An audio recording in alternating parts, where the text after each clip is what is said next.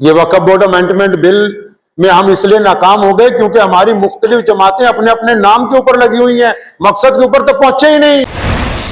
जी हाँ दोस्तों, आपने वीडियो का छोटा सा क्लिप देखा जो कि मैं आपको पूरी वीडियो दिखाने वाला हूँ। पंजाब शाही इमाम हजरत मौलाना मोहम्मद उस्मान लुधियानवी साहब का वक्फ तरमीमी बिल 2025 के खिलाफ प्रोटेस्ट को लेकर एक बहुत बड़ा बयान सामने आया है, जिसमें हजरत मौलाना मोहम्मद उस्मान लुधियानवी साहब ने 14.5 साल पहले 2 वाकयात भी सुनाए हैं।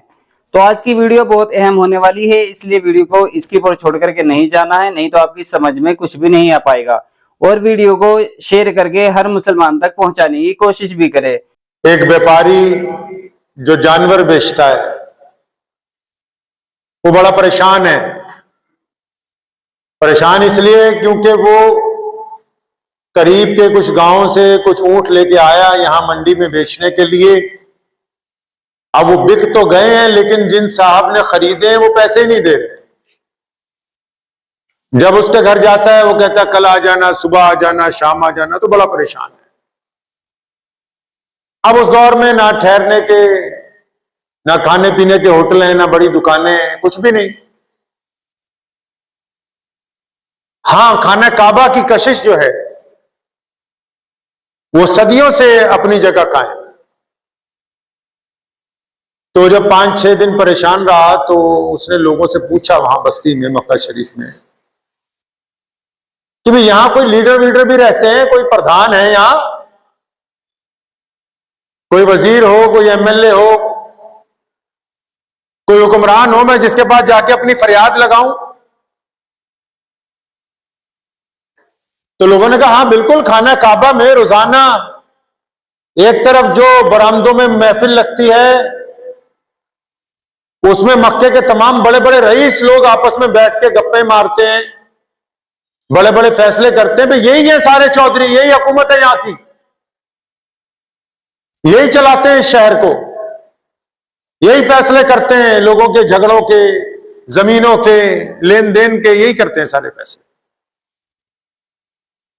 तो खैर वो खाना काबा में गया तो वहां वाकई एक तरफ मक्के के जो बड़े बड़े चौधरी थे वो बैठे गुफ्तगू कर रहे थे। तो उसने जाके उनसे पूछा, अपनी फरियाद रखी कि मैं गरीब आदमी हूं, जानवर बेचने के लिए आया था। अब वो मेरे जानवर जिस बंदे ने खरीदे हैं वो पैसे नहीं देता है, आजकल कर रहा है।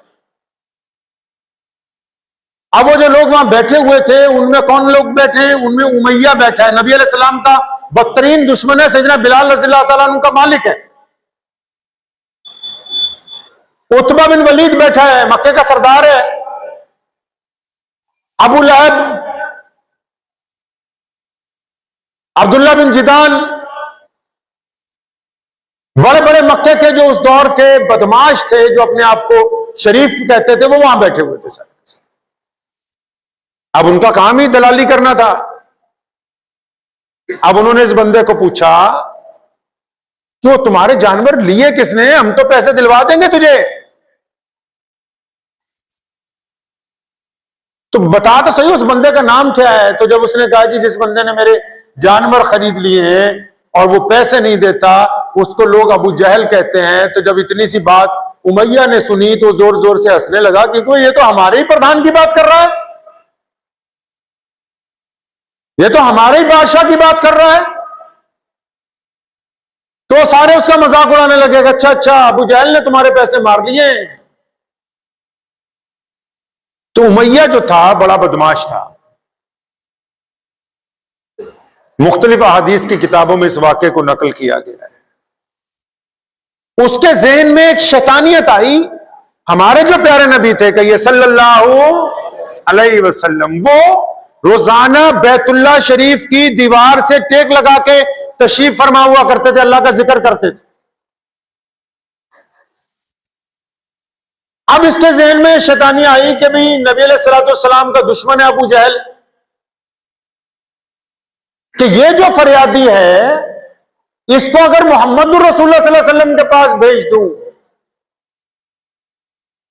तो ये नबी अलैहिस्सलाम के पास जब जाएगा तो वो जरूर इसकी फरियाद सुनेंगे। ये दुश्मन का भी ईमान है, दुश्मन को भी इस बात का यकीन है कि मोहम्मदुर रसूलुल्लाह सल्लल्लाहु अलैहि वसल्लम के दरवाजे पर अगर कोई जाएगा तो उसकी सुनवाई होगी। यह हो नहीं सकता कि वो दर रसूल के ऊपर जाए और उसकी सुनवाई ना हो। तो उसने शरारत के प्लानिंग के साथ हजूर सल्लल्लाहु अलैहि वसल्लम की तरफ इशारा किया। कहने लगा वो सफेद कपड़ों में देख रहे हो, बैतुल्लाह से टेक लगाए हुए बैठे हैं। तो उस मुसाफिर ने कहा हाँ मैं देख रहा हूं। कहता बस उनके पास चला जा, वो तेरे पैसे अबू जहल से दिलवा दे। अब उमैया ने ये प्लानिंग इसलिए बनाई क्योंकि नबी अलैहिस्सलाम और अबू जहल की तो आपस में बनती नहीं। अबू जहल बदतरीन इस्लाम का दुश्मन है, वो मौका तलाश करता है मोहम्मद रसूलुल्लाह सल्लल्लाहु अलैहि वसल्लम के खिलाफ बार बार लड़ाई का। तो ये उमैया की प्लानिंग थी कि जब ये गरीब आदमी रसूलुल्लाह के पास जाएगा, रसूलुल्लाह जब इसकी मदद के लिए जाएंगे तो ये लड़ाई होगी और हम तमाशा देखेंगे। वो मुसाफिर कहता है कि मैं परेशान तो 5-6 दिन से था ही। तो जब प्यारे नबी हज़रत मोहम्मद रसूलुल्लाह सल्लल्लाहु अलैहि वसल्लम के सामने पहुंचा, जाके अभी मैंने सलाम किया तो मोहम्मद सल्लल्लाहु अलैहि वसल्लम ने फरमाया, वो कहने लगा जो मेरे नबी अलैहिस्सलाम ने, उस वक्त उसको पता नहीं था कि हमारे नबी अलैहिस्सलाम है, वो कहने लगा जो उन्होंने बात कही उन प्यारी सूरत वालों ने, उन नूरानी चेहरे वाली शख्सियत ने जो कायनात में अल्लाह के नाइब है, कहते जो बात उन्होंने कही वो मेरे दिल में ऐसे लगी, मेरे आंसू आ गए। कहने लगा जब मैंने सलाम किया तो उधर से जवाब आया सलाम के जवाब के साथ कि भाई मुझे तो तुम परेशान मुसाफिर लगते हो और भूखे भी लगते हो। तो कहता मेरे आंसू आ गए कि मैंने कहा हाँ, इस सोनी सूरत वाले सल्लल्लाहु अलैहि वसल्लम, मैं तो परेशान मुसाफिर हूं और भूखा भी हूं 2-3 दिन से। तो हमारे नबी अलैहिस्सलाम ने उसका हाथ पकड़ा, फरमाया तेरी परेशानी बाद में सुनेंगे। उसको घर ले गए, खाना वाना खिलाया, पहले मुंह हाथ धुलवाया, खाना वाना खिलवाया। जब उसके होश ठिकाने आ गए फिर उससे पूछते हैं हाँ अब बताओ कि क्या बात है, तुम क्यों परेशान हो? तो उसने कहा जी ऐसे ऐसे मैं जानवर बेचने आया था, यहाँ अबू जहल नाम का एक चौधरी है, उसने खरीद लिया, पैसे नहीं देता। उधर उमैया ने अपना एक खादिम जासूस बना के पीछे भेज दिया कि पीछे पीछे रहो, जब लड़ाई शुरू हो जाए तो हमें आके बताना था कि हम भी जाके उसमें शामिल हो जाए, नौजुबिल्लाह मोहम्मद रसूलुल्लाह सल्लल्लाहु अलैहि वसल्लम के खिलाफ हम भी जाएं। अब वो चुनांचे नबी अलैहिस्सलाम ने जब सुना कि अबू जहल ने इसके पैसे मार लिए, फिर उसका हाथ पकड़ा, फरमाया चलो हम दिलवा देते हैं। जितने लोग ये बात सुन रहे हैं इस बात को सीरत नबी अलैहिस्सलाम के इस पहलू से भी सुन लें अच्छी तरह कि जब कोई जरूरतमंद आपके दरवाजे पर आ जाए और आपको अल्लाह ने हिम्मत दे रखी हो, ताकत दे रखी हो कि आप खुद जाके उसका काम बनवा सकते हैं, तो गरीब के साथ चल के जाना, उसकी मदद करना भी मोहम्मद रसूलुल्लाह की सुन्नत है। यह अल्लाह के नबी की सुन्नत है कि गरीबों के साथ चल के गए, मजलूमों के साथ चल के गए, जिनको डराया गया उनको हौसला देने के लिए रसूलुल्लाह सल्लल्लाहु अलैहि वसल्लम साथ में गए। ये अल्लाह के नबी की सुन्नत। तो प्यारे पैगंबर अलैहिस्सलाम ने कहा चलो हम दिलवा देंगे पैसे। ये नहीं आया मसला सामने कि अबू जहल हमारा दुश्मन है, ताकतवर है, हुक्मरान है।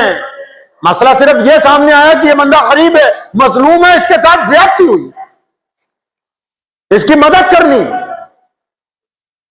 अब अल्लाह के नबी अलैहि सलाम साथ में चल पड़े, पीछे पीछे जासूस भी जा रहा है। सीधा अबू जहल के दरवाजे पे पहुंचे, कुंडी खटखटाई, अंदर से अबू जहल निकला। मोहम्मद रसूलुल्लाह ने फरमाया अच्छा अब गरीबों के साथ भी ठगियां मारता है, अब मोहताजों के ऊपर भी दादागिरी, चल पैसे ला इसके। तो अबू जहल जी हुजूरी करता हुआ वापस गया, अंदर से जो भी रकम उस दौर की होती होगी वो एक थैली में डाल के लाया और उस गरीब आदमी को उसके जानवरों की रकम अदा कर दी। अल्लाह के नबी ने कहा दोबारा ना किसी से ज्यादती करना। अब जब वहां से चल पड़े, मुखबर ने जाके उमैया को कहा कि तुम तो कहते थे कि तुम्हारा चौधरी, तुम्हारा बादशाह बड़ा ताकतवर है, वो तो अल्लाह के नबी अलैहि सलाम के सामने भीगी बिल्ली बना हुआ था, उसने तो जाते ही एक ही दबके में, एक बार में ही रकम जो है वो वापस कर दी है। और इधर नबी अलैहिस्सलाम ने उस बंदे को, किसको, जिसका काम करवाया है, जिसकी रकम दिलवाई है, आप अलैहिस्सलाम उसको क्या कहते हैं कि अब इजाजत है तो आप अपने घर जाएं, मैं अपने घर चला जाऊं। खुद ही भीख दें, खुद ही कहें, मंगते का भला हो, देने वाले भी खुद ही हैं। अब उस बंदे ने पूछा कि ये प्यारी सूरत वाले हमारे नबी अलैहिस्सलाम को जो लोग पहली बार देखते थे, जिनको अल्लाह के नबी अलैहिस्सलाम का नाम नहीं पता होता था, वो अपने पास से ये नाम रख लिया करते थे। जिस तरह आपको किसी का नाम ना पता हो, आप नाम रख लेते हैं कि वो प्यारी सूरत वाला है, वो बिल्ली आंखों वाला है जी, वो लंबे कद वाला, हम लोग अपने पास से नाम रखते हैं। तो मक्कातुल मुकर्रमा में जो लोग नए आते थे, जो बाहर से आते थे बैतुल्लाह देखने के लिए, जब वो रसूलुल्लाह को देखते थे तो उनके दिल से बेसाख्ता निकलता था कि इतनी प्यारी सूरत हमने कभी पहले नहीं देखी, ऐसा नूरानी चेहरा जब अल्लाह ने और बनाया ही कोई नहीं। तो उस बंदे ने जिसकी रकम दिलवा दी, उसने नबी अलैहिस्सलाम को कहा कि प्यारी सूरत वाले आप अपना नाम तो बता दीजिए। आजकल तो लोग नाम के पीछे लड़ रहे हैं, नाम का ही पंगा पड़ा हुआ है कि वो कहता है जी मेरा नाम आना चाहिए, वो कहता है जी मेरा नाम आना चाहिए। इश्तिहारों में नाम का मसला, मस्जिदों में नाम का मसला, जमातों में नाम का मसला। ये वक्फ बोर्ड अमेंडमेंट बिल में हम इसलिए नाकाम हो गए क्योंकि हमारी मुख्तलिफ जमातें अपने अपने नाम के ऊपर लगी हुई हैं, मकसद के ऊपर तो पहुंचे ही नहीं, वो इकट्ठे ही नहीं हो सके एक जगह, कोई सियासी लाएअमल ही नहीं बनाया। क्यों? क्योंकि अपने नाम और नमूद को हमने मुकद्दम बनाया हुआ है, मकसद को मुअख्खर रखा हुआ है। और जब तक हम अपने नाम और नमूद को नहीं छोड़ेंगे, अल्लाह और उसके रसूल की इताअत को सही तरह तक अपनाएंगे नहीं, उस वक्त तक कामयाब। मुताद्दिद सीरत के वाकयात हैं जिन लोगों की मदद की मोहम्मद रसूलुल्लाह सल्लल्लाहु अलैहि वसल्लम ने। इब्तदाई नबवी दौर के अंदर लोग पूछते थे कि ये मदद करने वाले अपना नाम बताइए, फरमाया नाम में क्या रखा, तुम्हारा काम हो गया, जाओ।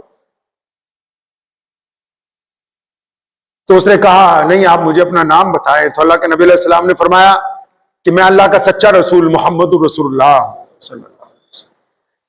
अब उसने एक और बात कही, कहने लगा जब से मैं मक्के में आया हूं मुझे कई लोगों ने आपके बारे में बताया था, उन्होंने बुराइयां की थी नऊज़ बिल्लाह, लेकिन बुराई करने वालों ने एक बात सच्ची कही। क्या सच्ची बात कही? लोगों ने मुझे कहा था कि उनसे मिलना नहीं, अगर कोई उनसे मिल ले, अगर कोई उनको देख ले, अगर कोई उनके पास बैठ जाए तो फिर वो उन्हीं का हो जाता है। कहने लगा या रसूलल्लाह मैं तो आपसे मिल भी लिया, देख भी लिया, आपके पास रह भी लिया, अब यह क्यों क्या मुमकिन है कि मैं आपका गुलाम न बनूं? आप पहले मुझे कलमा ला इलाहा इल्लल्लाह मुहम्मद रसूलुल्लाह पढ़ा के मुझे अपने गुलामों की सफ में शामिल कीजिए, उसके बाद मैं वापस जाऊं। उधर उस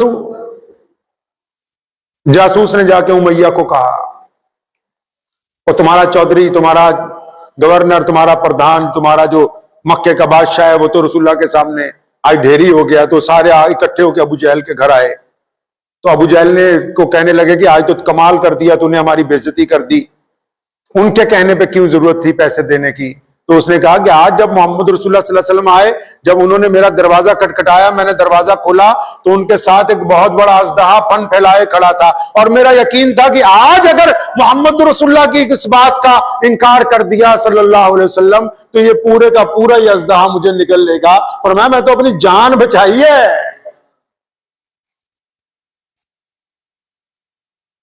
नबी अलैहि सलाम एक गली से गुजरते तो एक गुलाम वहां रोजाना चक्की चलाता है, काला है, हबशी है। मक्के में तो गर्मी बहुत पड़ती है, 12 महीने। तो एक दिन गुजरे तो देखा गुलाम चक्की तो चला रहा है, रफ्तार कम है और ज़ारो कतार रो रहा है, उसके आंसू गिर रहे हैं। रुक गए नबी अलैहि सलाम सल्लल्लाहु अलैहि वसल्लम, भाई रोता क्यों है, क्या बात है? तो उसने कहा जी मैं तो गुलाम हूं। उस दौर में तो रवाज ही नहीं था कि गुलामों को भी कोई पूछे। ऊंच नीच इस हद तक हावी थी कि काले लोगों को तो इंसान नहीं समझा जाता था। गरीबों को हुक्म नहीं था कि वो बैतुल्लाह में आ जाएं, अंदर चले जाएं। गुलामों को इख्तियार नहीं था कि वो पूरे कपड़े पहन ले। प्यारे मोहम्मद सल्लल्लाहु अलैहि वसल्लम ने पूछा क्यों रोते हो? जी मैं तो गुलाम हूं, बुखार चढ़ा हुआ है मुझे, तबीयत मेरी बड़ी खराब है। तो मेरे मालिक ने मुझ पर पाबंदी आयद की है, चाहे बुखार हो चाहे तबीयत खराब हो, ये जो गेहूं है ये सुबह तक पिस जाना चाहिए हर हालत के। और अगर नहीं पीसता हूं तो मेरे दुर्रे मारता है, फिर और तकलीफ होती है। अल्लाह के नबी अलैहिस्सलाम ने फरमाया, अच्छा हम तुम्हारी मदद करेंगे, हम आपकी मदद करेंगे। इतना कह के नबी अलैहिस्सलाम वहां से चले गए।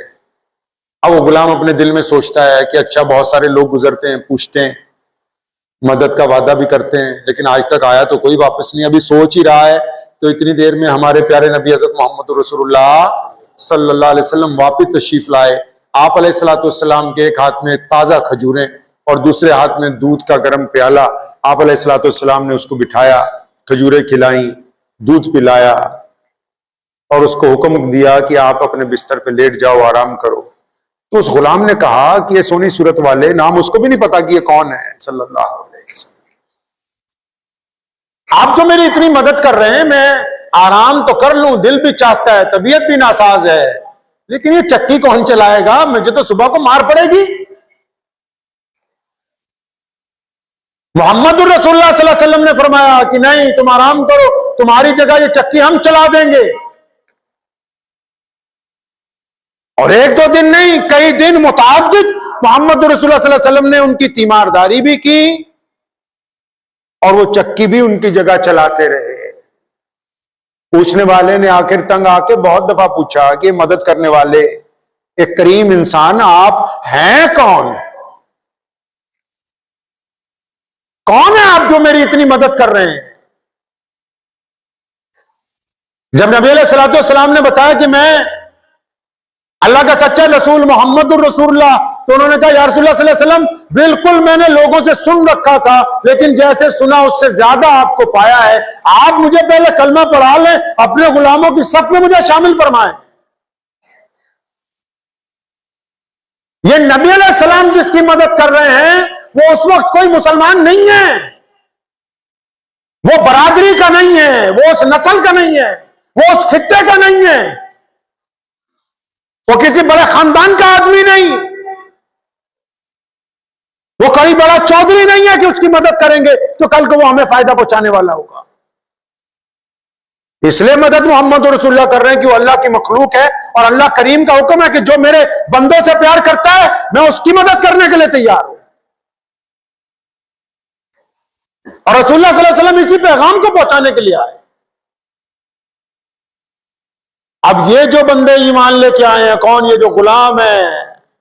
आज पूरी दुनिया के मुसलमान 5 वक्त नमाज से पहले उनकी नकल उतारने वालों की आवाज सुन के मस्जिद में आते हैं। अल्लाह करीम ने सैयदना बिलाल हबशी रज़ियल्लाहु तआला अन्हु को इतना बड़ा दर्जा अता फरमाया कि वो मुअज्जिन रसूल बने और आज पूरी कायनात में मुसलमानों के लिए काबिल एहतराम शख्सियत में से। हमारे नबी अलैहिस्सलातु वस्सलाम ने यह सिखाया है अंदाज कि किस तरह मदद करनी है।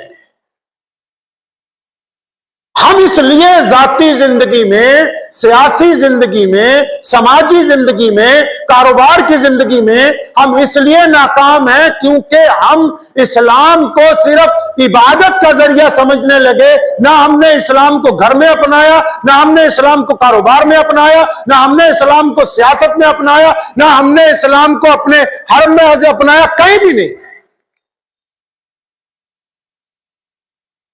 अंदाज छोड़ दिए रसूलुल्लाह सल्लल्लाहु अलैहि वसल्लम के। सीरत सल्लल्लाहु अलैहि वसल्लम की तो बात ही नहीं। आप पूरे मुल्क में चले जाइए, नबी अलैहिस्सलाम ने किस तरह सुबह हुई, शाम कैसे हुई, दोपहर कहां काटी है, लेटे किस अंदाज से थे, गरीबों की मदद कैसे की, सैयदना बिलाल से क्या गुफ्तगू हुई, अम्मी आयशा रज़ियल्लाहु तआला अन्हा से किस तरह जिंदगी निभाई है, सैयदना फातिमा ज़हरा को अपना लगते जिगर किस तरह कहा। अभी कल परसों मेरे पास एक शादी का कार्ड आया तो उसमें देखा कोई कट्टर होगा, बड़ा नया नया मुसलमान बना होगा। नया नया मुसलमान में उसको कहता हूं, हमारे पंजाबी में कहावत है, जरा हज करके आंदा है ना वो कहता बाकी पिंड का काफरा मैं कल ही मुसलमान। मतलब जो 2-4 दिन से नमाज पढ़ने लग जाए, 2-4 मसले आ जाए तो कार्ड मैंने पढ़ा तो उसमें लिखा कि फलां साहब की बिटिया की शादी अब्दुल रहमान जलालुद्दीन के बेटे से है। मैं कहा जो फलां साहब की बिटिया की शादी है, कौन सी बिटिया की शादी? बड़ी वाली की, छोटी वाली की, उससे छोटी वाली की? तो ज्यादा मुत्तकी परहेजगार बनता है, तुझे ज्यादा गैरत है। मोहम्मद रसूलुल्लाह ने इन बेटियों को इज्जत दी है। उन्होंने कहा कि फातिमा मेरे जिगर का टुकड़ा है, अपनी बेटी का नाम लेके कहा रसूलुल्लाह सल्लल्लाहु अलैहि वसल्लम। और तू कहता है कि बेटी का नाम कार्ड पे नहीं छापेंगे। बहुत बड़ा मुत्तकी बन गया है, बड़ा दीन सीख लिया। प्यारे नबी अलैहि सलाम कहते हैं कि बेटी अल्लाह की रहमत है, फातिमा मेरे जिगर का टुकड़ा। कह दिया सबको कि सुन लो, जब क़यामत के रोज सैयदना फातिमा तो ज़हरा आएंगी, चाहे कुतुब हो, गौस हो, अब्दाल हो, नबी हो, फरिश्ते हो, सहाबा हो, ऐलान किया जाएगा कि सबके सब अपनी नजरें झुका ले, फातिमा तो ज़हरा की सवारी जो है वो आने वाली है। ये चले दीन समझाने जिन्होंने नबी अलैहिस्सलाम की सीरत को नहीं पढ़ा। ये चले सियासत समझाने जिन्होंने मोहम्मद रसूलुल्लाह की सियासत को नहीं पढ़ा।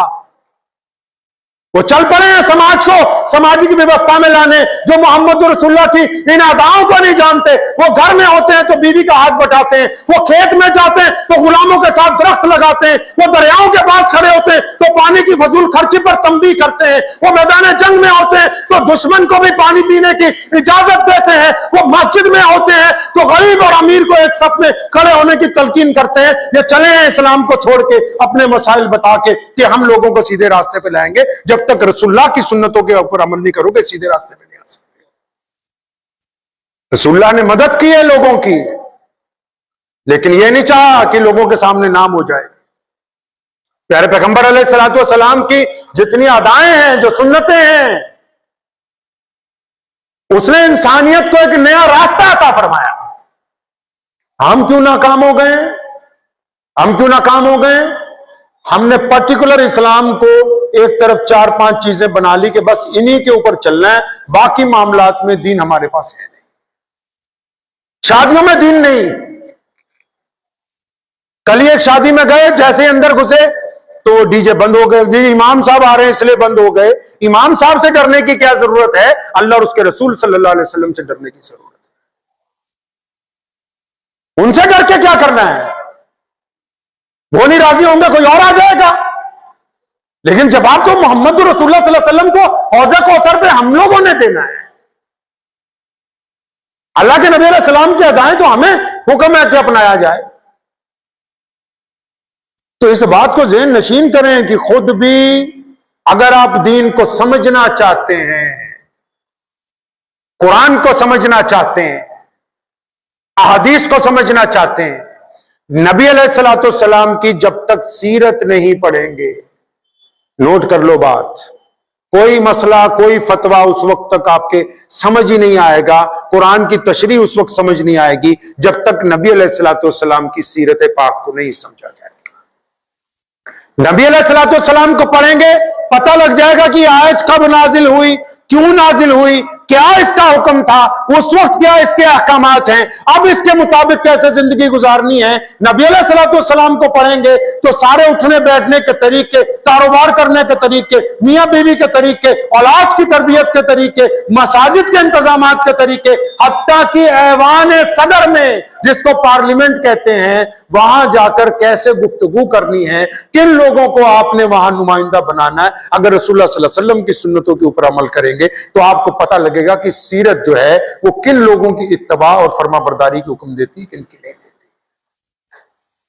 रसूलुल्लाह की रस्सी को मजबूती से पकड़िए, अल्लाह की रस्सी को मजबूती से पकड़िए। दिल में से एक ही बीमारी सबसे बड़ी है, अना की।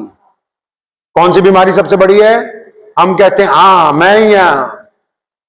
जब बंदा किसी विदेश में होता है ना तो वो कहता है कि मेरा देश सबसे अच्छा है। जब अपने देश में होगा तो बोलेगा कि मेरा सूबा सबसे अच्छा है। जब अपने सूबे में होगा तो बोलेगा मेरा शहर ही सबसे अच्छा है। जो अपने शहर में आ जाएगा ना मेरा मोहल्ला बढ़िया भाई।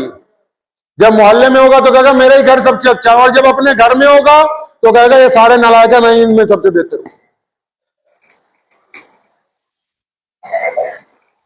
थक हार के आखिर हमने ये तस्लीम किया है अपनी जात से इश्क है सच्चा, बाकी तो अफसाने हैं।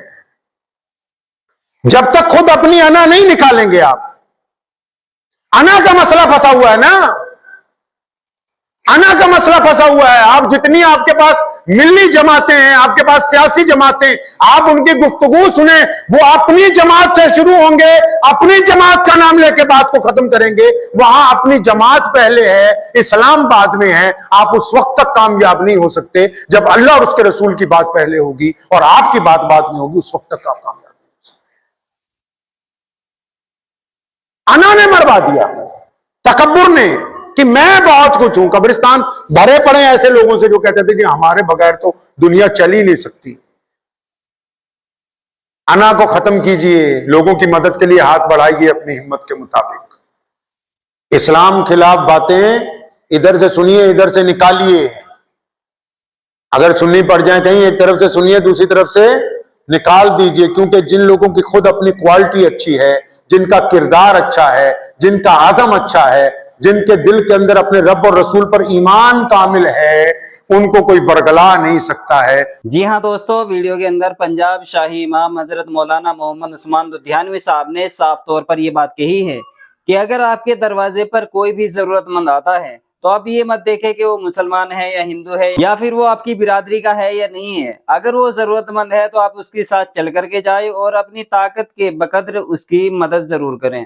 जी हाँ दोस्तों, उम्मीद करता हूँ कि आपने वीडियो पूरी देखी होगी। इस वीडियो को लेकर आपकी क्या राय है, अपनी राय कमेंट बॉक्स में जरूर लिखें। इस वीडियो में बस इतना ही, जल्द मिलेंगे किसी नई वीडियो के साथ।